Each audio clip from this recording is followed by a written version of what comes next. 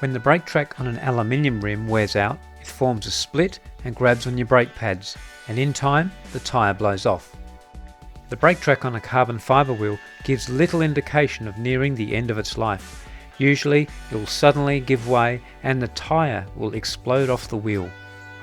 Well, I just got back from a ride, had some lunch, and I thought I'd just come out. I feel okay, not too tired. I thought I'll clean the bike, so I've done the chain, a few other bits.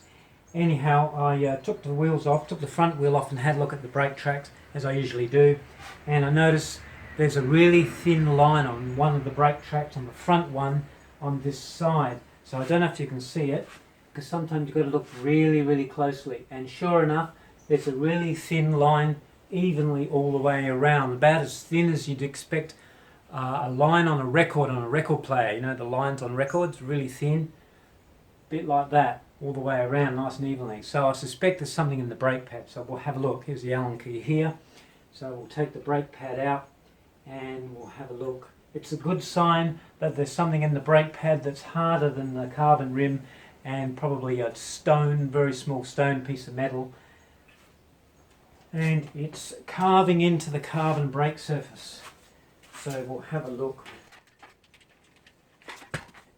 Remember to give your brake pads a good clean at every opportunity. Here I'm giving mine a clean before we inspect them. Take the brake pad out. So here's the brake pad, and we'll just have a really close look.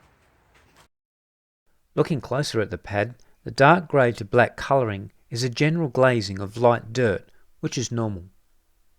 However, looking back here, there we go, there's the troublemaker. That would be causing the deep scratch in the rim. Looking even closer, it looks like a piece of metal has embedded itself into the pad. And just to prove it, to make absolutely sure, I put the brake pad back in and lined it up with the line.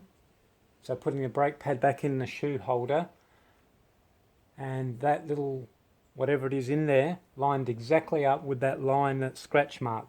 So obviously that's what's scratching the rim. So that's either got to come out or replace the brake pad. So here it is. Let's get our dental pick and pry it out. It looks like a piece of metal. It's amazing what your brake pads will pick up. It's quite deep, and it would have stayed there for many rides to come and continued to gouge away at the rim. So now we've removed that big piece of metal, and you can see it's left a little hole. Well, that's okay. Now let's have a look at the rest of the pad a bit closer. It doesn't look too bad, but let's have a look even closer. Yep, shiny bits. Those very small bits would be sand, and larger bits would be shards of what usually is metal and glass. A lot of the surface grit will scrape off when you next apply your brakes, but some of the bits like this bit here will dig themselves even further into the pad, and that will cause you trouble. If you leave such pieces in your brake pads, they'll be gouging away at your brake tracks every time you ride, and drastically reducing the life of your entire wheel set. So have a close look at your brake pads. No matter what brand of pads you use, expensive or not, they all pick up road grit and shards, and that will be eating away at your brake tracks. On the other side of the wheel, the brake track looked okay, but let's have a look at the brake pad on that side.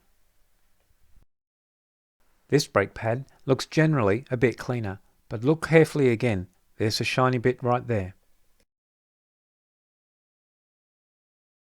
And there's another one.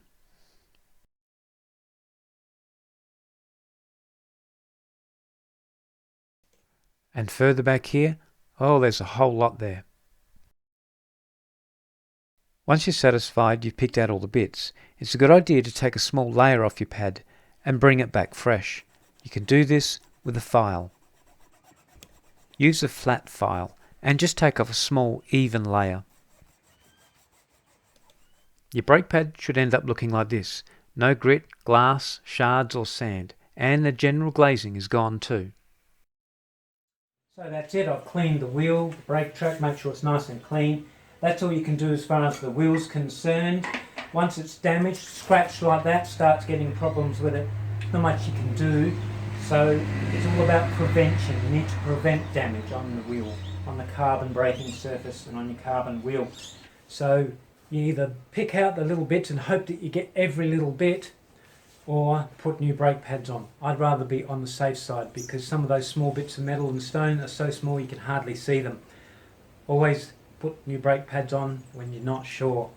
So another reason also to get some good quality cheap brake pads. If you're going to buy expensive brake pads, if you've got the money, that's fine, but can you imagine replacing them once every 2 or 3 months? No thank you. I'd rather buy a lot cheaper brake pads that do the job pretty much just as well, sometimes if not better than the expensive pads, and replace them when I need to. So these wheels now have done 8.5, almost 9,000 Ks. I'm going to do a 10,000 K review. So they're going really well, all because regular checking the brake surface and the pads. You must do that.